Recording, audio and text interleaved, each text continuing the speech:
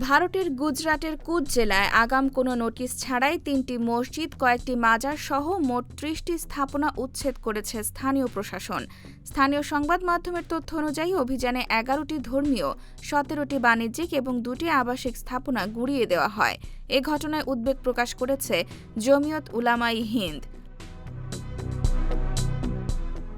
সংগঠনটির প্রতিনিধি দল ঘটনাস্থল পরিদর্শনের পর অভিযোগ করেন, প্রশাসন কোনো পূর্ব নোটিশ বা পর্যাপ্ত ব্যাখ্যা ছাড়াই মসজিদগুলো ভেঙে ফেলেছে।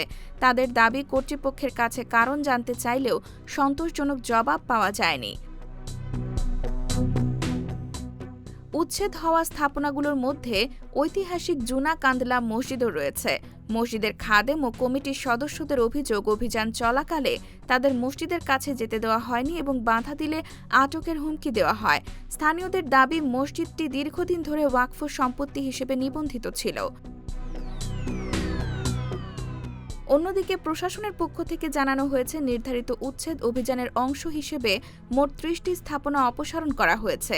ঘটনাটি নিয়ে স্থানীয়ভাবে আলোচনা ও বিতর্ক তৈরি হয়েছে। M1 TV news desk.